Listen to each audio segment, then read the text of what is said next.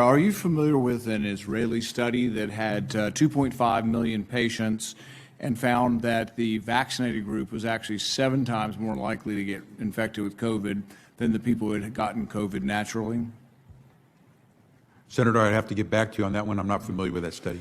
Well, you think you might want to be if you're going to travel the country insulting the millions of Americans, including NBA star Jonathan Isaac, who have had COVID, recovered, look at a study with 2.5 million people and say, well, you know what? It looks like my immunity is as good as a vaccine or not. And in a free country, maybe I ought to be able to make that decision. Instead, you've chosen to travel the country calling people like Jonathan Isaac and others, myself included, flat earthers. We find that very insulting, goes against the science. Are you a doctor or a medical doctor? I've worked over 30 years on health policy. You're not a medical doctor. Do you have a science degree? And yet you travel the country calling people flat earthers who have had COVID, looked at studies of millions of people, and made their own personal decision that their immunity they naturally acquired is sufficient.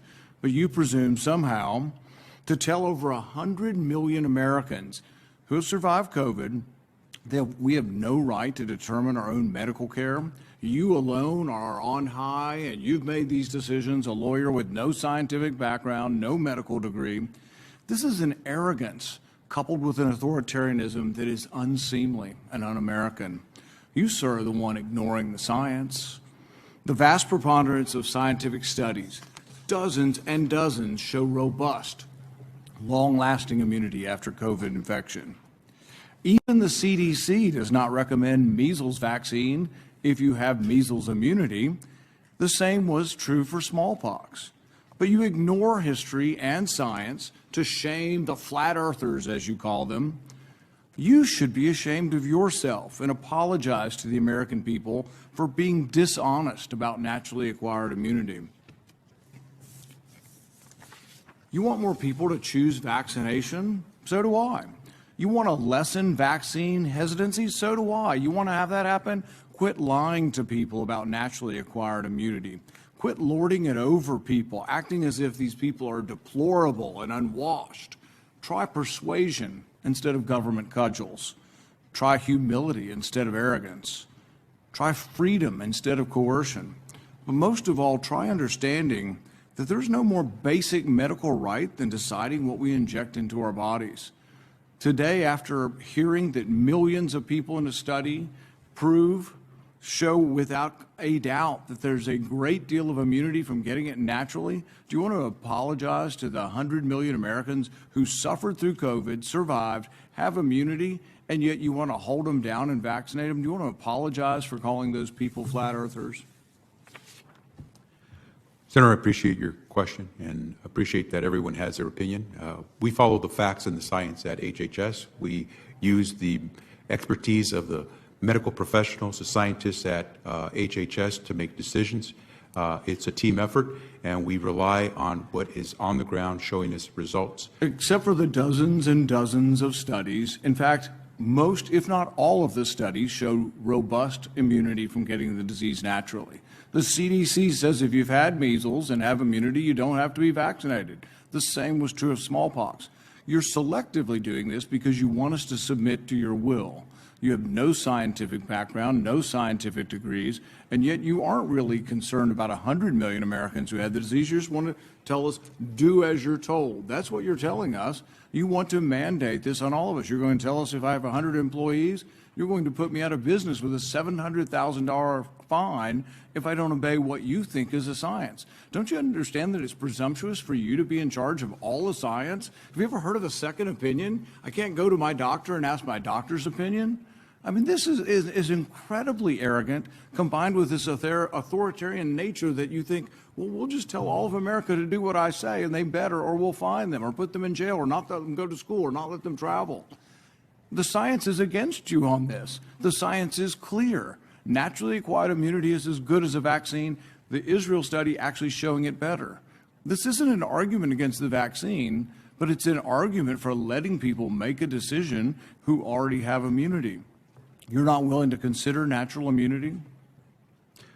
Senator, our team has reviewed every study that's out there on COVID, whether it's from Israel, from the U.S., or wherever else. They have used the facts that have been provided through the rigorous research that's been done to reach a conclusion. 660,000 Americans and more have died because of COVID. We're trying to do everything we can to save as many as possible. We're using the facts, we're following the science, and following the law. Nobody's arguing the severity of this, but you are completely ignoring the science on natural immunity. So's Fauci, so's the whole group. You're just ignoring it because you want submission. You want everybody just to submit to your will, do as you're told, despite the evidence, the large body of scientific evidence that says naturally acquired immunity does work, is an important part of how we're all going to recover from this. So's the vaccine. But when you add them together, we're at a much different place than if you ignore them. 100 million Americans, by conservative CDC estimates, have had the disease. 200 million or more now have been vaccinated. It's a good thing. Combined together, it's how the disease is. Nobody wants to get the disease. We're not advising anybody to get the disease. But if you were unlucky enough to get it, think of the nurses and doctors and orderlies who all bravely took care of COVID patients.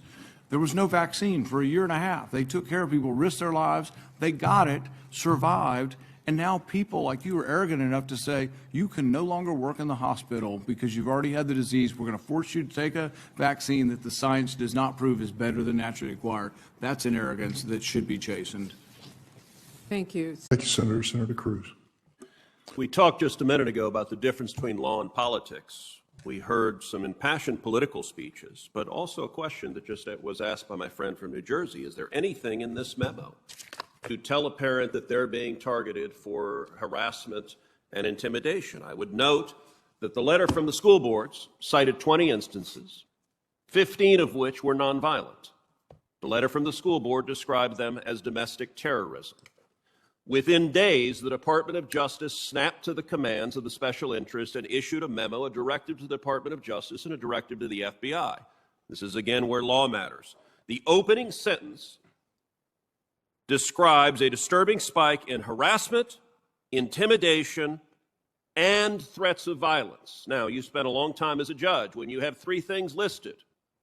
Am I correct that anyone interpreting that, reading it, would conclude that harassment and intimidation are something different than threats of violence, given that you listed each of the three out separately? Is that consistent with the canons of construction? The memorandum is addressed to professional prosecutors. I asked you a question, not who it was addressed to. Senator, at least let him respond. No, not when he answers a non sequitur. If He he wants may to answer respond okay, any you're way taking you- my time now. This is not coming out of my time. Listen, when I ask a question, We've given he you can more answer the- time than any other senator. Mr. Now Chairman, listen, when I all ask I'm a asking question, is allow him to respond. Mr. Chairman, when I ask a question, he can answer the question, but he's proceeding to ask a total non sequitur. I asked about the canons of construction on the board. Please let him respond. I'll ask the question again. The opening line of the memo specifies harassment, intimidation, and threats of violence. Is it correct under the ordinary canons of construction that a legal reader would understand that harassment and intimidation means something different from threats of violence? Is that correct? A legal reader would know Virginia versus Black, the Supreme Court definition of intimidation, and a legal reader would know 18 U.S.C. 2261A, the definition of harassment. And would a parent? This was not addressed to parents. But you know, parents read it. You're the Attorney General of the United States. You said you can't think of anything harassing. You directed the G-men, the FBI, to go after parents. All right, let's move on to a different topic. We've sadly seen that you are willing to use the enforcement power of the Department of Justice to target those who have political views different than you, even if it's a mom at a PTA meeting. Let's try the other side. Are you willing to enforce the law fairly against people who are political allies of the president? At a Senate hearing in May, Dr. Fauci said, quote, "The NIH has not ever and does not now fund gain-of-function research in the Wuhan Institute of Virology." That was under oath, under testimony. On October 20th, the NIH principal deputy director, in writing, directly contradicted it. Those two statements cannot be true. As you know, Section 1001 of Title 18 makes it a federal crime to knowingly make false statements to Congress. Is the Department of Justice investigating Dr. Fauci for lying to Congress, and will you appoint a special prosecutor to do so? I'm going to say again, the memorandum that I issued is not partisan in any way. It has nothing to do with what I agree with or I don't agree with. I don't care whether the threats of violence come from the left or the right. Could you answer Now, the with question I The asked? second question, we don't comment on criminal investigations or other investigations.